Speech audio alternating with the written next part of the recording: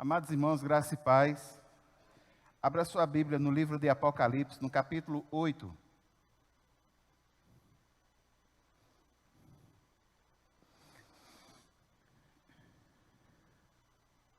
Apocalipse no capítulo 8.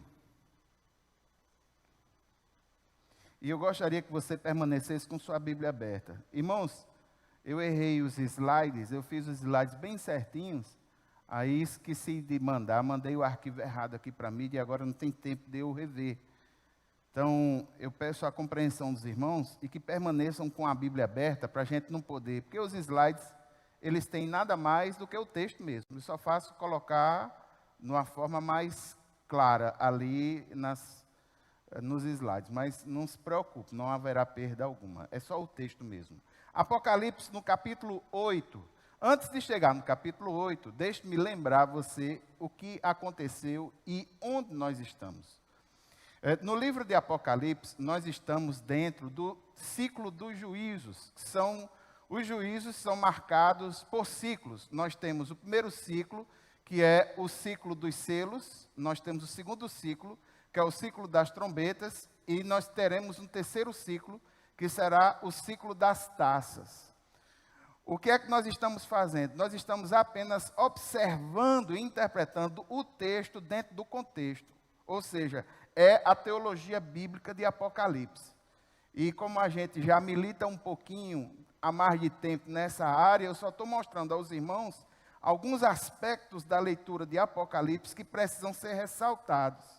Porque se for falar na doutrina da escatologia propriamente dita, não envolve apenas Apocalipse, envolve toda a Bíblia. Aí o contexto é outro. Então, estamos falando apenas do livro de Apocalipse. E aqui e ali, dando algumas observações sobre isso. Nós começamos o juízo dos selos. O juízo dos selos é aquele juízo que tem os cavalos e os cavaleiros logo no início, não sei se vocês se lembram. Aí quando termina o juízo dos selos, o sexto selo, que foi o mais forte, aquele sexto selo, inclusive, que gerou uma desesperança muito grande nas pessoas.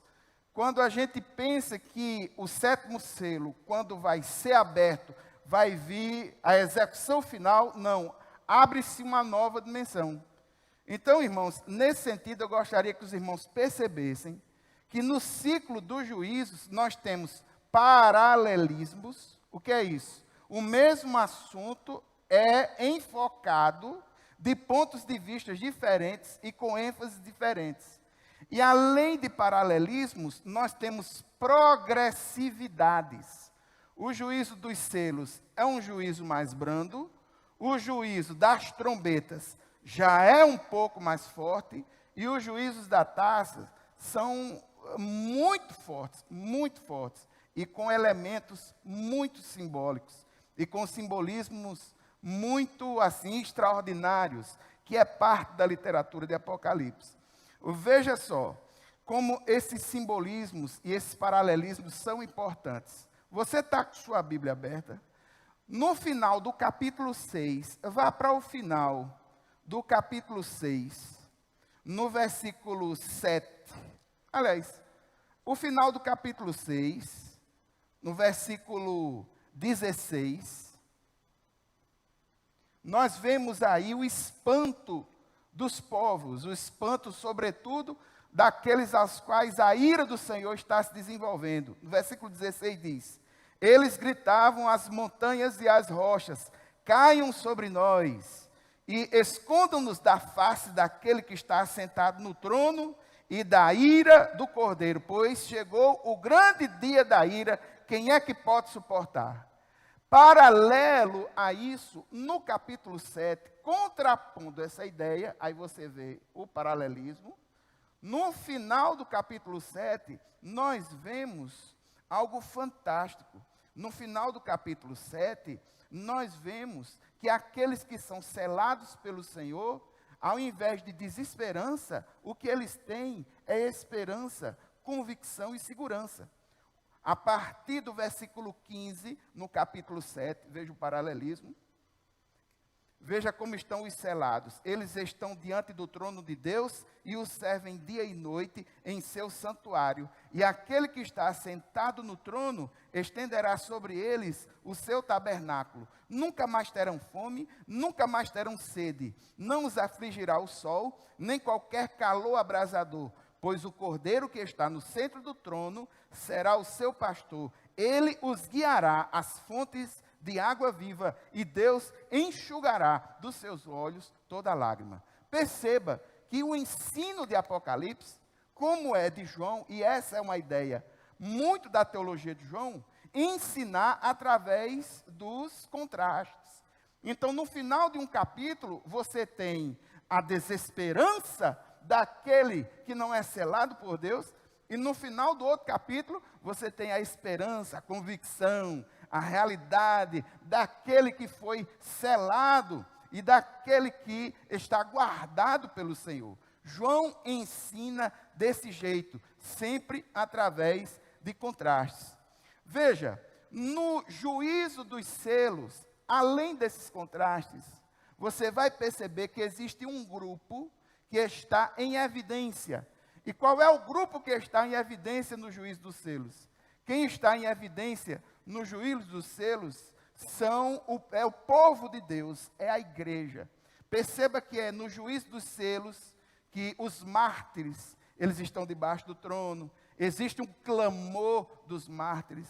A igreja entoa cânticos, entoa louvores. O juízo do Senhor vem, mas o povo de Deus está guardado. A ênfase recai sobre a igreja. Mesmo debaixo de opressão, de sofrimento, o Senhor guarda a igreja. Já no juízo das trombetas, que nós vamos ver hoje, e esse juízo da trombeta, ele pode ser dividido em duas partes, nós vamos mostrar isso para vocês. Já no juízo da trombeta, quem está em evidência é o mundo perdido, não é a igreja. E nós vamos ver, de acordo com os ensinamentos do capítulo 8 e 9, que mesmo diante de tantas evidências catastróficas, o mundo permanecerá, muitos deles, com o seu coração endurecido para o Senhor. Amém? Agora vamos para o capítulo 8. Você está com o capítulo 8 aberto? Amém? Diz assim a palavra do Senhor. A primeira sessão, no capítulo 8, é do versículo 1 a 5, onde nós vamos ter duas coisas interessantes. Em primeiro lugar, um silêncio, e em segundo lugar, um momento de intercessão extremamente fantástico. O texto diz assim: quando ele abriu o sétimo selo, houve silêncio nos céus, cerca de meia hora. Não está passando não, se puder passar. Vi os 7 anjos que se acham em pé diante de Deus. A eles foram dadas 7 trombetas. Outro anjo que trazia um incensário de ouro, aproximou-se e ficou em pé junto ao altar. A ele foi dado muito incenso para oferecer com as orações de todos os santos sobre o altar de ouro diante do trono. Versículo 4. E da mão dos anjos subiu diante de Deus a fumaça do incenso com as orações dos santos. Versículo 5, último. Então o anjo pegou o incensário, encheu com fogo do altar e lançou sobre a terra. E houve trovões, vozes, relâmpagos e um terremoto. Olhe para mim um momento. Começa agora o juízo, a abertura do selo, no versículo 1, a abertura do 7º selo. Quando a gente pensa que vai consumar alguma coisa, a abertura do 7º selo abre uma outra dimensão. Veja no versículo 1 que diz: quando ele abriu o 7º selo, houve silêncio nos céus, cerca de meia hora. A gente que estava esperando a execução dessa ira do Senhor, não. Quando o sétimo selo é aberto, existe um espaço, existe uma espécie de pausa para uma mudança de dimensão. E essa pausa, ela é marcada pelo silêncio. E esse silêncio, ele pode ter duas significações, duas possibilidades muito reais, são apontadas pelos estudiosos. Porque logo após esse silêncio, que é de meia hora, e aqui não vale especular sobre essa questão, não, os estudiosos não chegaram a consenso nenhum sobre essa questão do tempo. A única ideia é de que esse silêncio de meia hora é uma pausa que precisa ser respeitada como um momento de se chamar a atenção pelo silêncio. Então, ele conclama essa atenção, e essa atenção recai, sobretudo, nos pontos que virão nos versículos depois, que será a questão das orações. Alguns teólogos dizem que a ideia é que o céu fica em silêncio para ouvir as orações dos santos. A ideia é que esse momento mostra que diante do Senhor as necessidades dos santos significam muito mais do que os louvores que estão acessíveis a Ele no trono. Perceba que até agora, qualquer coisa que o Senhor fazia, os anjos cantavam amém, serafins, não sei o quê, e o coral e tal, e todo mundo glorificava, em muitos momentos de doxologia, que é de glorificação ao Senhor. Quando chega na abertura do sétimo selo, uma pausa. Essa pausa é como se dissesse assim, prestem atenção, aquilo que é extrema e profundamente importante. Uma expectativa é gerada.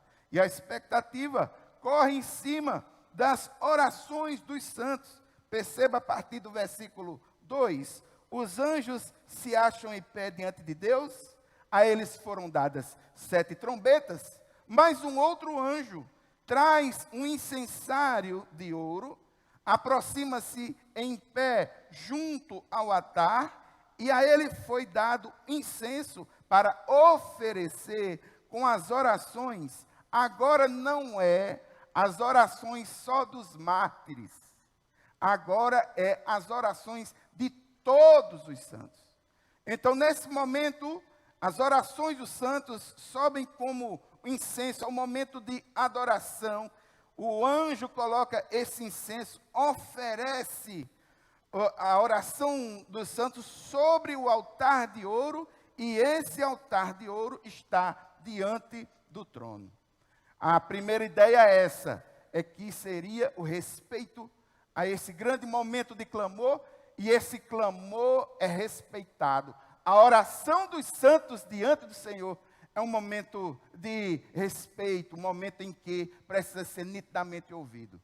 A segunda grande possibilidade é que esse silêncio é para marcar que existe uma mudança de passagem, existe uma espécie de mudança de nível, passa-se de um nível para um outro, e uma expectativa de suspense e de tremor está sendo colocada através desse silêncio. A grande maioria dos teólogos entendem que essa seria a razão mais significativa. E de fato é assim. Daqui para frente, os juízos de Deus vão ser mais pesados. Mas mesmo assim, aqueles que têm o coração duro não se quebrantarão diante do Senhor. É terrível, essa expectativa surge, mas essa expectativa é frustrada no sentido de que muitos não se quebrantarão diante do Senhor. Aí começa, no versículo 4, nós percebemos uma coisa também, teologicamente falando, que é muito importante. O texto diz assim: da mão do anjo subiu diante de Deus a fumaça do incenso com as orações dos santos. E ele pega esse mesmo incensário e ele enche com fogo do altar e lança sobre a terra. E aí houve trovões, relâmpagos e um terremoto. A ideia é que essas orações, esse clamor dos santos, tem uma resposta direta do trono de Deus. Se lembra do clamor dos mártires por justiça? Agora nós temos um clamor de todos por essa justiça.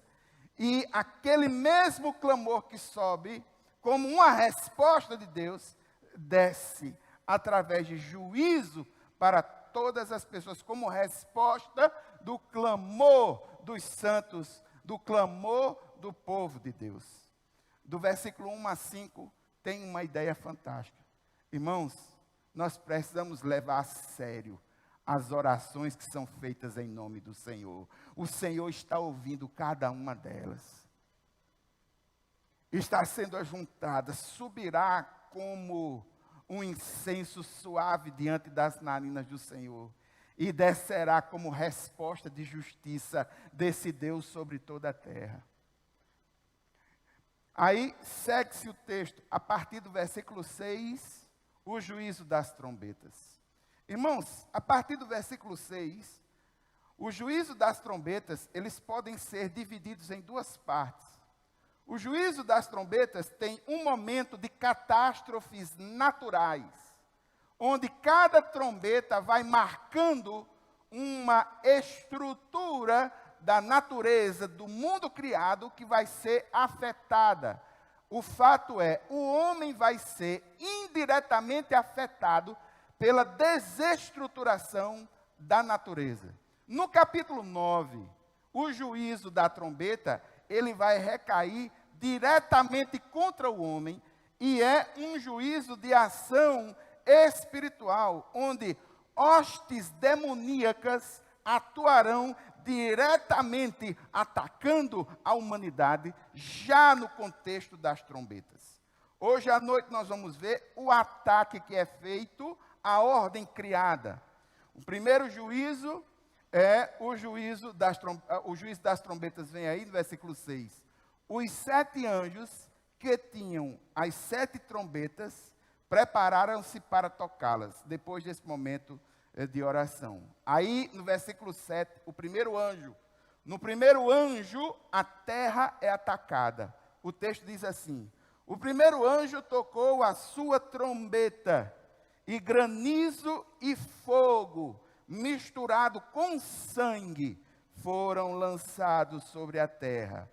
Foi queimado 1/3 da terra, 1/3 das árvores e toda a relva verde. O segundo juízo é um juízo que cai sobre o mar. O mar é atacado. Versículo 8, o segundo anjo. O segundo anjo tocou a sua trombeta, e algo como um grande monte em chamas foi lançado ao mar. 1/3 do mar transformou-se em sangue, e morreu 1/3 das criaturas do mar, e foi destruído 1/3 das embarcações. O terceiro juízo, a terceira trombeta, ocorrerá sobre os rios e as fontes de água, essas dando a entender as fontes de água potável, que são utilizadas para consumo. Terceiro anjo, versículo 10. O terceiro anjo tocou a sua trombeta, e caiu do céu uma grande estrela queimando como tocha sobre 1/3 dos rios e das fontes de águas. O nome da estrela é Absinto, que significa amargor na língua original. Tornou-se amargo 1/3 das águas, e muitos morreram pela ação das águas, que se tornaram amargas. Aí agora o quarto nível que é atacado. Já foi atacado a terra, já foi atacado o mar, já foram atacadas as fontes de água, e agora o céu e as estrelas são atacados. O texto diz o seguinte: o quarto anjo trocou a sua trombeta, e foi ferido 1/3 do sol, 1/3 da lua e 1/3 das estrelas, de forma que 1/3 deles escureceu. 1/3 do dia ficou sem luz, e também 1/3 da noite. Até aí. Irmãos, olhe para mim em um determinado momento. Irmãos, como eu falei, o juízo das trombetas tem um objetivo claro de mostrar, e eis porque é chamado de juízo das trombetas, porque o objetivo do juízo das trombetas é avisar, e aqui, por que trombeta? Remete ao uso da trombeta pelo povo de Deus. Isso é bem visto no livro de Números, no capítulo 10. A trombeta era utilizada para quê? Para convocar o povo para uma sessão solene, primeiro momento. Segundo, para alertar o povo na hora da guerra. Quando havia iminência de uma guerra, a trombeta era tocada para alertar o povo. E um terceiro momento em que essa trombeta ela era utilizada, era muito a ideia da presença do Senhor no momento da adoração. Então, também havia o toque da trombeta no Antigo Testamento dentro do povo de Deus. Os juízos da trombeta são juízos cujo objetivo principal é alertar o homem, é oferecer ao homem a oportunidade de arrependimento. E como é que a gente tem essa ideia? Perceba que toda destruição que ocorre nos juízos da trombeta, elas nunca são destruições totais. A destruição é uma destruição parcial. E existe alguma similitude entre o que está acontecendo aqui nas trombetas e alguns aspectos que aconteceram no passado com o povo de Deus no livro de Êxodo. Por exemplo, a primeira trombeta, no versículo 7, a terra está sendo atacada com fogo, granizo, fogo, enxofre, que é lançado sobre a terra. Eu quero lembrar aos irmãos que no livro de Êxodo, no capítulo 9, no versículo 25, uma das pragas que o Senhor coloca para o povo do Egito era justamente saraiva de fogo que era lançada do céu contra o Egito. Então, aspectos lembram isso. E a destruição, ela não é, nunca ela é total. Sempre é enfatizado que essa destruição, ela é parcial. Perceba que no juízo da primeira trombeta até a quarta trombeta, existe uma fórmula. Qual é a fórmula? É sempre 1/3 das coisas que são destruídas. O objetivo é mostrar que a punição ela não é total. É uma punição de aviso. É forte, é intensa, mas é um aviso. Não está sendo destruído todo mundo. Existe um remanescente. Existe alguém que está assistindo. E esse alguém é nada mais, nada menos que a maioria. Os 2/3. 2/3 não são punidos. Então, na segunda trombeta, o mar é atacado. Esse mar que se transforma em sangue, lembra muito o Êxodo no capítulo 7. O Nilo foi transformado em sangue. Você que conhece a história de Moisés se lembra disso. Veja a trombeta dos rios e fontes. A ideia é mostrar a amargura. Provérbios capítulo 5, versículo 4 diz que a amargura é um símbolo, algo que marca muito os homens. Essa amargura no Egito foi ressaltada, sobretudo nas ervas amargas. Eu não sei se você se lembra, mas no livro de Êxodo, no capítulo 15, na Páscoa, a refeição da Páscoa de Êxodo, havia ervas amargas para que eles pudessem lembrar dos momentos amargos que passaram lá no Egito.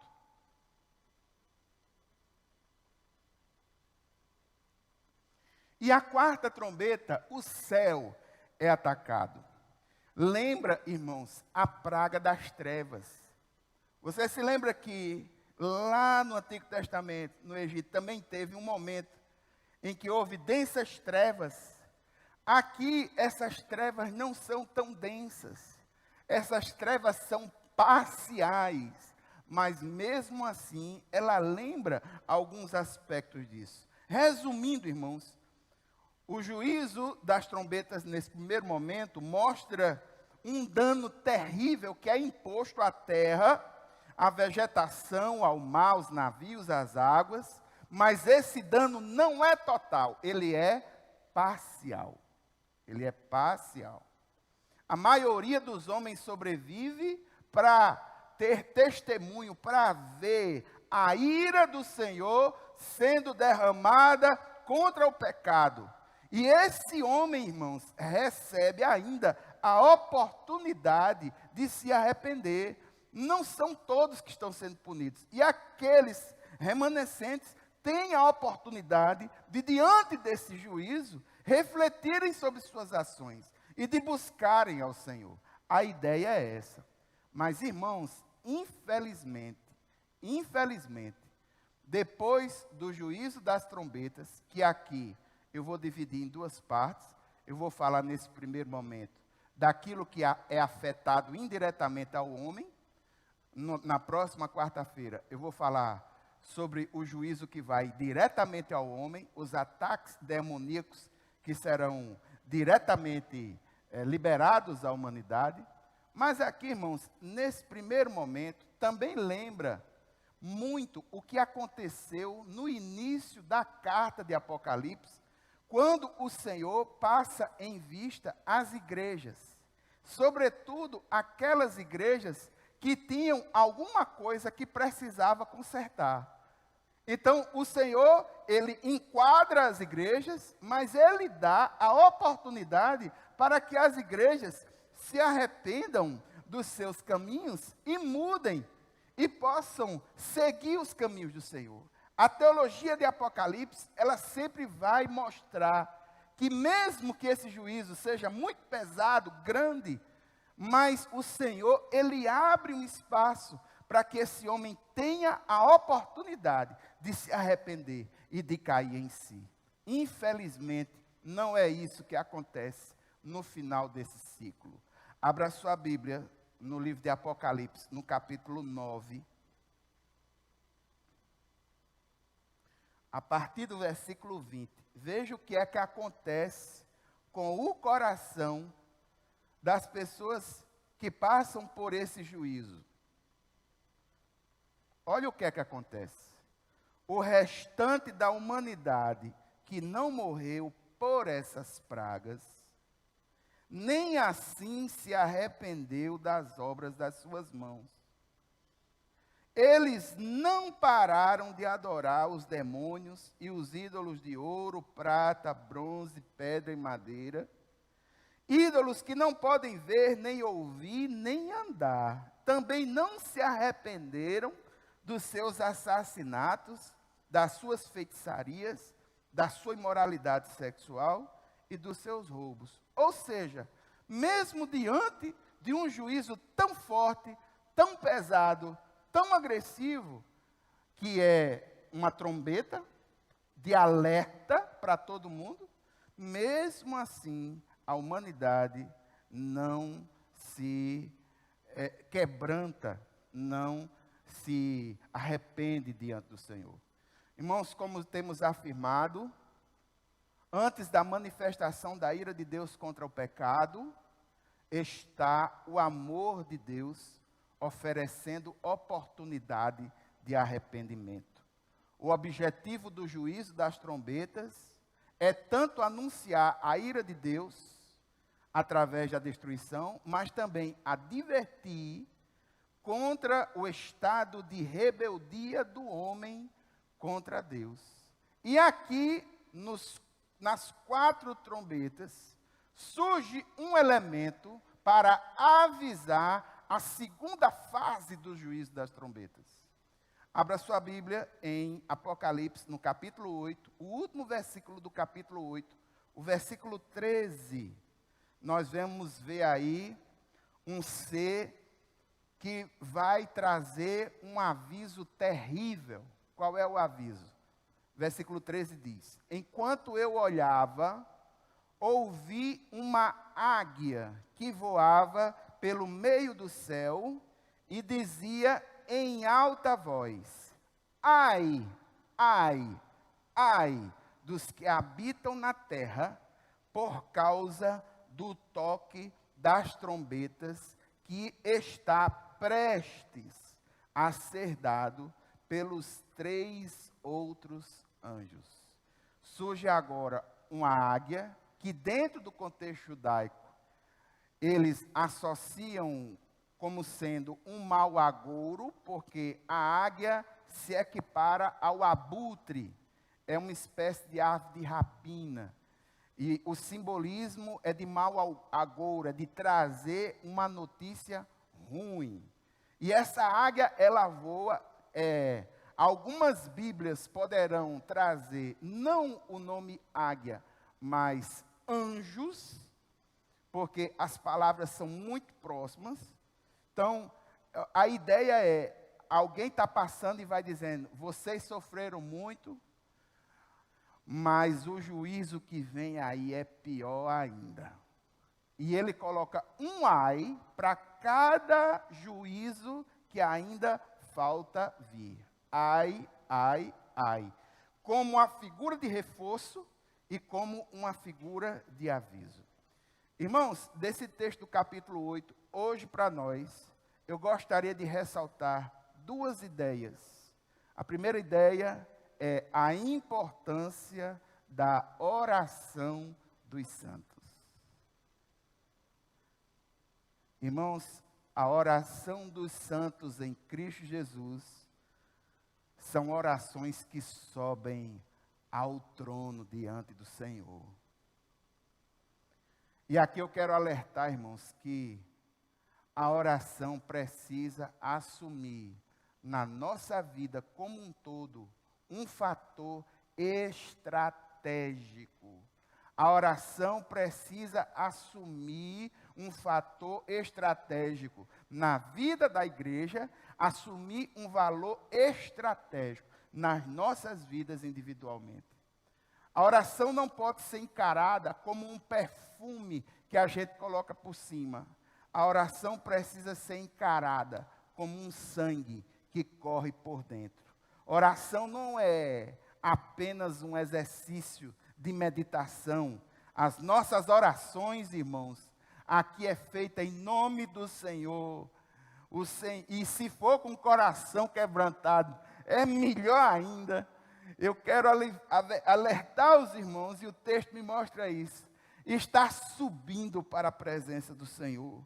Quando nós oramos, nós estamos unidos a Deus, no seu governo moral, junto ao mundo. E aqui lembra muito, do mesmo jeito, lá no Egito, que o povo de Deus clamou por libertação, e o Senhor levantou o libertador e retirou o povo do Egito. E as nossas orações também serão respondidas pelo Senhor, irmãos. Existe uma oração que as pessoas oram constantemente, mas não conseguem avaliar o peso e a extensão daquilo que estão dizendo. Tem muita gente dizendo: Senhor, venha a nós o teu reino. Você tem orado constantemente: Senhor, venha a nós o teu reino. E vai chegar um dia que esse reino vai vir, meu irmão, como ato de consolidação do Cordeiro. E esse reino, em consolidação no Cordeiro, na finalização de tudo, será a glorificação daquele que intercedeu, daquele que foi santificado pelo Senhor, mas é punição para aquele que rejeitou o Senhor. Esteja preparado para encontrar com o Senhor teu Deus, seja para celebrar o nome dEle, ou seja, para baixar a cabeça e dizer: Senhor, estou perdido. Porque o juízo é iminente. Irmãos, outra coisa que nós precisamos entender, perceba que o altar onde a oração é colocada, ela é próxima do trono. O altar e o trono estão próximos. O que mostra que orar é algo extremamente sério. Quando nós estamos orando, nós estamos nos unindo àquele que está sentado no trono. Nós somos cooperadores do Senhor na medida em que oramos. Nós não podemos afastar o altar do trono. A oração precisa assumir o seu valor estratégico. A palavra mostra que a oração dos santos desce como juízo diante das nações. As nossas orações, irmãos, não estão sendo jogadas ao esmo. As nossas lágrimas estão sendo registradas pelo Senhor. As nossas petições estão sendo colocadas diante de Deus.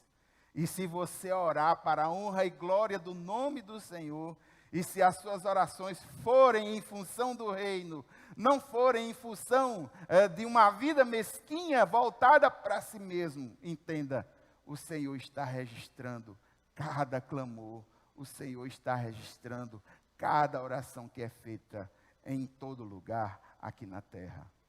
Segunda coisa que nós precisamos ressaltar, até agora, como lição da trombeta. Irmãos, o juízo da trombeta tem como propósito advertir a humanidade, chamando para o arrependimento. O propósito desse juízo de trombeta é levar ao arrependimento.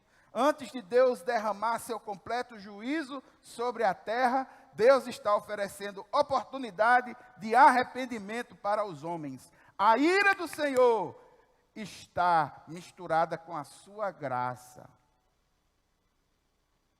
Deus é um Deus amoroso, é verdade. Mas o pecado não passa impune.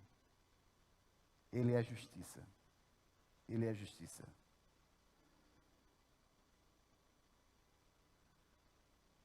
Os danos que foram causados foram todos eles parciais. A ira do Senhor está contra toda a malignidade e contra todo o pecado. E aqui, irmãos, nós podemos perceber o caráter maligno do pecado. Como? A natureza está sofrendo diretamente como uma consequência da malignidade do pecado, que afeta ela também. E aqui vem um ponto grande. Muitas vezes, o Senhor tem executado juízos que poderiam trazer à humanidade reflexão, mudança, mas está ocorrendo do mesmo jeito que o texto de Apocalipse mostra. Apesar de muita punição, uma humanidade com um coração duro. Posso mostrar aspectos disso aqui no Brasil. O que foi atacado pelas trombetas, aqui no juízo das trombetas? Foi atacado foi a terra, o mar, os rios, o céu. Deixa eu lembrar que aqui no Brasil, os nossos rios já foram atacados. Eu quero lembrar a vocês duas tragédias. A tragédia de Brumadinho e a outra, que é a de Mariana. Algo semelhante aconteceu. E que é consequência do pecado. Por quê? Porque no afã daquilo que Paulo diz, o amor ao dinheiro é a raiz de toda sorte de males. O amor ao dinheiro corrompeu os fiscais que deveriam ter conduzido lá a fiscalização bem certinho, mas não conduziram. Esse pecado corrompeu as empresas que, ao invés de ter uma visão de maior segurança em relação às questões da natureza, a ideia que eu tenho é que eles não estão nem aí, estão só protelando o máximo possível de uma justiça brasileira terrivelmente falha e corrupta, que é a justiça do nosso país. Tudo isso, irmãos, é consequência de malignidade, de pecado. Mais recentemente, outra questão, que nós precisávamos ter refletido sobre isso, como ação de malignidade, como algo que Deus permite para que nós pudéssemos refletir a nossa vida. Esse óleo que foi jogado no mar e que afetou as praias do Nordeste, são coisas que estão acontecendo. A água potável lá dos rios que corriam em Brumadinho, muito da água potável ali se transformou em água amarga, que não pode ser mais bebida. É lama, não tem aproveitamento mais nenhum de nada. A água potável que foi prejudicada. É aí aonde nós vemos Apocalipse sendo contemporâneo a aspectos da nossa realidade. É por isso que esse livro ele é tão fantástico. Porque ele não mostra apenas questões futuras, mas ele vai dizendo, olha para o teu entorno. Você vai perceber que aspectos disso, que deveriam ser assimilados por nós, tragédias. Irmãos, todo ano tem uma tragédia planejada. Vai acontecer agora no final do ano, no começo do próximo ano. Qual é a tragédia? Tempestades, inundações. Todo final de ano tem chuva, todo começo de ano tem chuva. As grandes cidades, enchentes e famílias vão morrer. Por um lado, por descaso do serviço público, por outro lado, por descaso da própria população que coloca lixo nas ruas. Todo ano tem essa desgraceira, no começo e no fim do ano. E a gente nunca parou para refletir sobre essas questões. O coração permanece duro. É isso que o texto de Apocalipse nos mostra. Com uma forma tão forte. Às vezes nos esquecemos de que enchentes e inundações são juízos de Deus, alertando o coração duro da humanidade. Eu vou dizer outra pedra que todo mundo já sabe, mas todo mundo cruza o braço. Nem se preocupe, meu irmão. Dengue, zika, chikungunya vai vir de novo. Eu tive chikungunya. Misericórdia, se tiver alguma coisa pior do que aquilo. Mas é o que, meu irmão, a gente já devia ter refletido sobre essas questões. A humanidade já deveria ter refletido sobre esses aspectos. É culpa de quem? É culpa de todo mundo, meu irmão. Enquanto houver pecaminosidade, todo mundo tem uma parcela. A solução deveria partir de onde? Deveria partir de pessoas que foram iluminadas pelo Senhor e que têm uma visão diferente do problema. Nós precisamos interceder. Todas essas questões nos mostram uma realidade só, irmãos. Nós estamos distantes de Deus. E todos os anos a gente vê desastres acontecendo. Doenças que foram aniquiladas séculos passados estão voltando novamente. Pelo amor de Deus, nós precisamos orar mais. Nós precisamos buscar mais ao Senhor. E clamar, irmãos, por justiça. O texto bíblico nos mostra que as nossas orações haverão de ser respondidas. Porque só Deus é quem tem condição de fazer justiça real e verdadeira. Nenhum outro. Os selos mostraram uma igreja sofredora clamando por justiça. As trombetas mostram o mundo sendo desmontado praticamente, mas o coração do homem ainda endurecido. Agora, a grande lição é que vai chegar um certo tempo que o Senhor vai prestar contas conosco. Ninguém vai poder dizer assim: Senhor, eu não percebi nada. Ninguém vai ter condições de afirmar que Deus não deu oportunidade de se arrepender. Ninguém vai dizer isso. Porque você está vendo aqui o juízo de Deus, Deus movendo o céu e a terra, para que o homem entenda que ele sem o Senhor não é nada, mas o seu coração permanece duro. O seu coração permanece duro. E aqui, irmãos, eu gostaria de interceder, passar esse momento de intercessão com os irmãos. Eu gostaria de interceder, irmãos, por aquilo que eu já falei, das chamadas catástrofes anunciadas.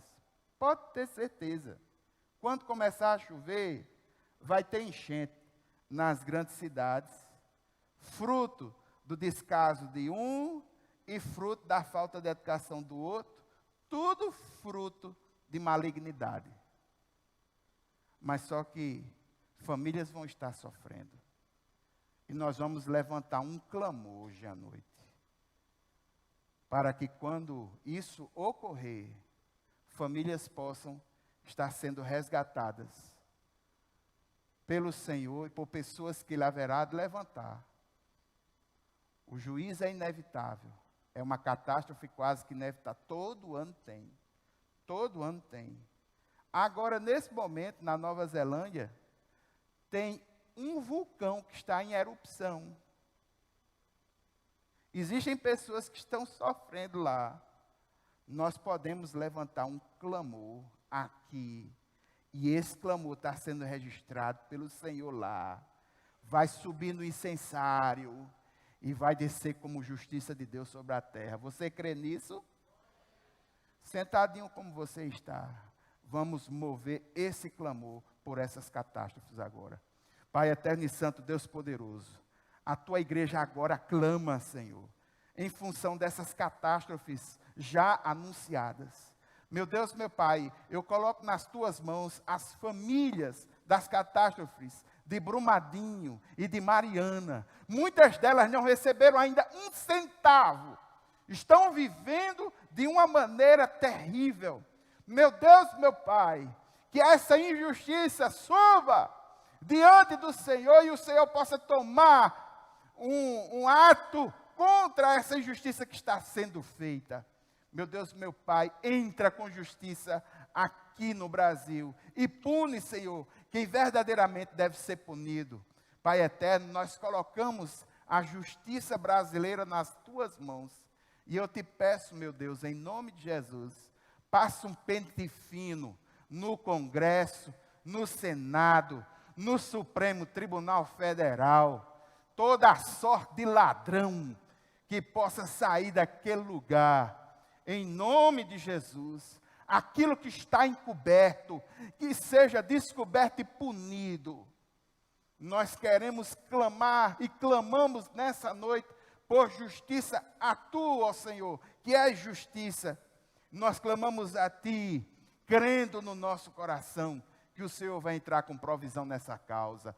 Agora nós oramos pelos nossos irmãos que estão lá na Nova Zelândia, e muitos que estão sofrendo, Senhor, em função dessa erupção vulcânica. Pai eterno, em nome de Jesus, que os teus anjos, que entidades, igrejas foram levantadas pelo Senhor, possam atuar, resgatando vidas naquele lugar. Pai eterno e santo, Tu és verdadeiro, Tu és o provedor, Tu és fiel. Em Ti nós cremos e cremos no nome de Jesus. A igreja diz, amém. Mas o texto falou sobre a questão da oração. E aqui, irmãos, com toda sinceridade, eu falei sobre isso domingo, mas eu gostaria de falar novamente. Nós não podemos abrir mão de dois valores fundamentais da prática da nossa fé. O primeiro valor fundamental é a questão da Bíblia. Domingo próximo passado foi o dia da Bíblia. Eu participei em épocas em que esse domingo era separado e os cristãos se reuniam, às vezes até com outras igrejas, para comemorar esse grande marco fantástico, fundamental, que é a palavra de Deus. E, infelizmente, irmãos, ano após ano, eu vejo apatia da igreja como um todo em celebrar a palavra de Deus em nossas mãos. E piorou a partir do momento em que esse imagético da Bíblia nas nossas mãos sumiu para o campo virtual. Eu não estou dizendo que você não use sua Bíblia no smartphone. Eu uso, irmãos, está aqui. Eu trago minha Bíblia comum e acesso a Bíblia também aqui no smartphone. Mas eu não abro mão da minha Bíbliazinha aqui não. Sabe por quê? Porque quando eu vejo ela nas minhas mãos, eu olho para o passado. Me lembro que pessoas deram a sua vida para que hoje nós tivéssemos acesso a essa palavra. Infelizmente, muitos de nós perdemos a consciência histórica do que significa ter a palavra de Deus nas mãos e termos acesso a ela. Segundo, oração. E aqui mais uma vez, e eu vou continuar batendo nessa tecla, em nome de Jesus, que no ano de 2020, a oração possa assumir um valor realmente estratégico na nossa comunidade, na nossa vida, nas nossas casas, na nossa família. Nós vimos que antes do momento em que a oração dos santos vai subir ao trono do Senhor através do anjo no incensário, existe um momento em que tudo para, como espécie de honra diante desse grande momento. Sabe por quê, irmãos? Porque a oração é fundamental, a oração é importante. Quem convence o homem do pecado, da justiça e do juízo, não é um bom pregador, não é um bom cantor, não é um bom conjunto, não é uma boa estrutura. Quem convence o homem do pecado, da justiça e do juízo é o Espírito Santo do Senhor. E nós precisamos ter um relacionamento com Ele. Muitas pessoas estão tomando decisões equivocadas na sua vida, porque não têm tido intimidade com Deus. Têm vivido como se o Espírito Santo do Senhor não fizesse parte das suas vidas. Esse é um fato. Eu estou analisando isso a partir de mim mesmo. Quando eu olho para a minha agenda e percebo o quanto de oração eu tenho destinado, sabendo da importância que a oração tem do ponto de vista teológico, eu tenho vergonha de mim. E eu estou conclamando a toda a igreja a partir de mim. Inclusive, irmãos, saibam, existem movimentos de oração aqui na igreja. Sexta-feira agora vai ter um movimento de oração aqui pela juventude. A juventude da igreja está intercedendo.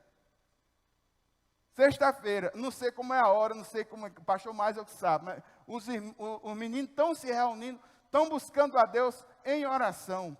Que no próximo ano, irmãos, nós possamos ter mais reuniões de oração, que nós possamos ter reuniões de vigília. Vigílias de oração de verdade, passar um tempo mais de joelho diante do Senhor. Nós precisamos buscar mais o Senhor. Não são palavras, não são sistemas, não são organizações, é a presença do Espírito Santo do Senhor em nossas vidas. Nós precisamos buscar isso. Nós precisamos do Senhor. Nós precisamos nos dobrar diante do Senhor. Nós precisamos nos movimentar de joelhos diante do Senhor. Nós precisamos buscar o Senhor em oração. Neste sentido, e eu sei que é uma guerra,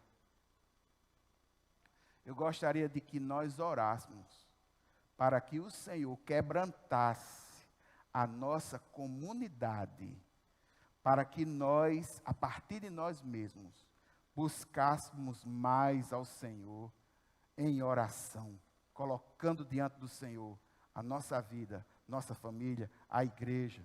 O Senhor está registrando, irmãos, quando o povo se reúne para orar, as trevas, o maligno se treme todinho lá fora, porque ele sabe que o crente com intimidade com o Senhor, ele é forte, ele é diferente.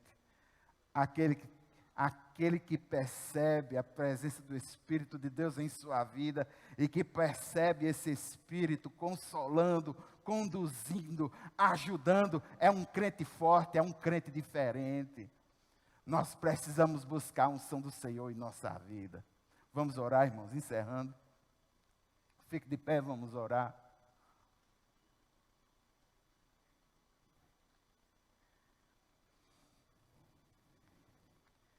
Eu gostaria de chamar o pastor Nino para fazer essa oração final. E impetrar a bênção apostólica.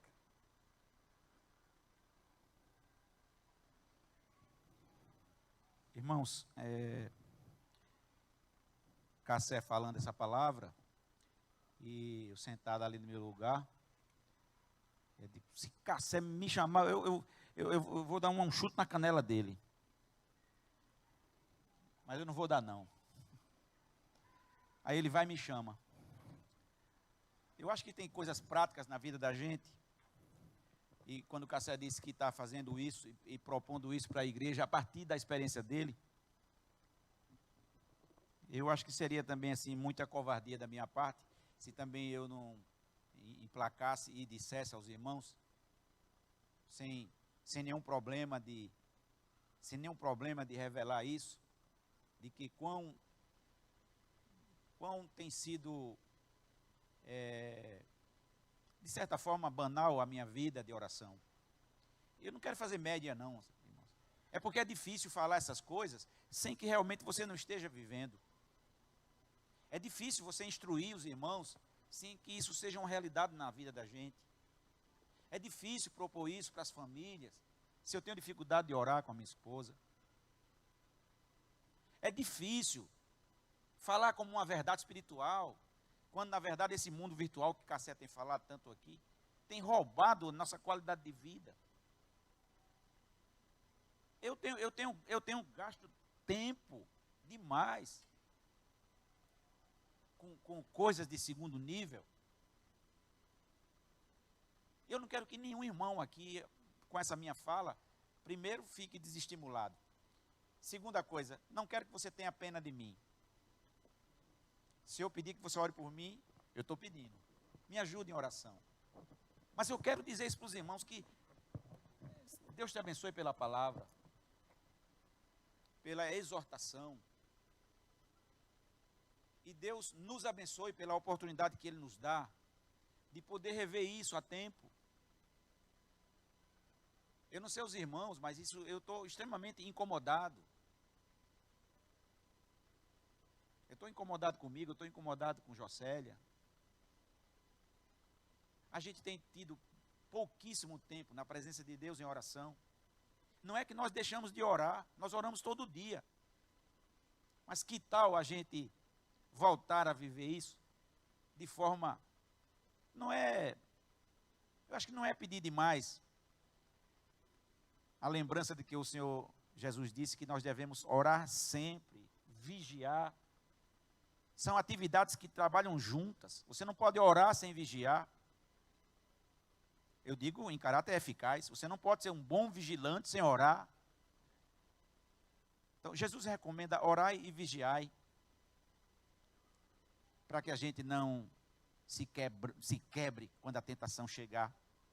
Se nós queremos ter uma vida com Deus, uma vida de sucesso, se nós queremos ter uma vida de realização, nós precisamos estar vigilantes e precisamos estar em constante oração. Amém, irmãos? Me perdoe ter colocado isso para os irmãos. A culpa foi de Cassete ter me chamado.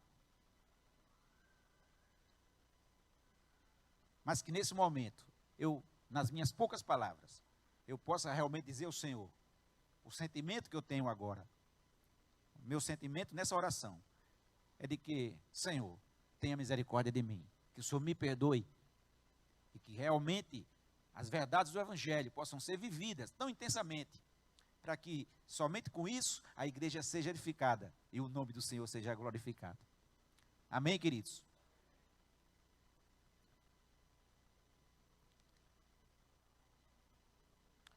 Pai querido, muito obrigado, Senhor, porque o Senhor tem sido tão misericordioso para conosco. O Senhor não nos chamou à toa, Senhor. O Senhor nos chamou para ter um relacionamento de intimidade e de perfeição contigo. O Senhor tem nos dado o tempo necessário para rever tudo isso, Senhor. O Senhor tem nos dado todas as chances possíveis. Mas nós temos nos tornado arredios. Às vezes, nós temos brincado com o tempo, Senhor. Eu estou me referindo aqui a alguns, começando por mim. Eu não estou me referindo a todos, porque eu sei que, assim como eu já tive uma vida mais intensa de oração, Senhor, uma vida de oração com mais qualidade, com mais intimidade contigo, eu sei aqui que muitos irmãos e irmãs estão tendo essa experiência de intimidade com o Senhor. O que eu te peço agora, Pai, no nome de Jesus, é que eu volte, é que eu seja novamente conduzido a ter uma vida de oração com intensidade, que eu possa me realizar, Senhor, fazer isso com prazer na Tua presença, para que não seja uma mera religiosidade, Senhor, palavras soltas para desencargo de consciência, mas que seja realmente aquele momento em que, a partir da oração, da prática da oração, nós realmente entendamos, ó Deus, que estamos diante do Deus Todo-Poderoso, que está pronto a nos ouvir, que está pronto, ó Deus, a nos encher do Espírito Santo, que está pronto a nos dar a força que nós precisamos para vencer a nós mesmos, vencermos as tentações e estarmos prontos para desenvolver o Teu trabalho da melhor maneira possível. Meu Deus, tem misericórdia de nós, Pai. Tem misericórdia das nossas famílias. Tem misericórdia de mim, Senhor. Tem misericórdia da minha casa, da minha família. Que possamos, então, viver, Pai, novamente, com alegria, com entusiasmo, os momentos em que, juntos, Pai, possamos orar, Te buscar. Ó Deus, e dormirmos ou então nos levantarmos com a consciência de que o Senhor estava ao nosso lado, ouvindo as nossas orações. Que essa igreja, Pai, seja uma igreja poderosa em oração, Senhor. Que 2020 possamos deixar um legado diferente, Senhor, de mais intimidade contigo, de um relacionamento mais íntimo com o Senhor. Que o Senhor então possa nos usar como instrumentos, que cada um daqui, Pai, homens, mulheres, jovens, crianças, os que estão em ministérios, Pai, pastores, líderes, diáconos, Senhor, que por onde passarmos, a Tua glória seja percebida. Que ao abrirmos a nossa boca, sejam palavras de edificação, Pai, que pessoas sejam abençoadas por aquilo que sai da nossa boca. Não em relação a posses, não em relação a bens, mas realmente onde colocarmos as nossas mãos, que a Tua bênção esteja sendo liberada, Senhor. Que famílias estejam sendo abençoadas poderosamente, Senhor, por causa simplesmente de um abraço nosso, por causa da nossa presença. Deus tem misericórdia de nós. Nos ajuda, Senhor, a sairmos daqui hoje, contristados por um lado, mas felizes, porque a Tua palavra nos garante que Deus maravilhoso e tremendo o Senhor é. o Senhor que nos ama, o Senhor que nos capacita, o Senhor que nos perdoa, o Senhor que nos enche, o Senhor que nos dá um novo ânimo, nos dá fôlego para caminhar, Senhor. Muito obrigado, Pai. Muito obrigado. É assim que nós todos te oramos e te agradecemos no nome do Senhor Jesus Cristo. Que o amor de Deus, nosso Pai amoroso, que a graça do Senhor Jesus Cristo, nosso Senhor, Salvador, e que a comunhão e as consolações do Espírito Santo seja com cada um de nós hoje e sempre. Amém. Deus abençoe cada irmão, cada irmã, no nome de Jesus.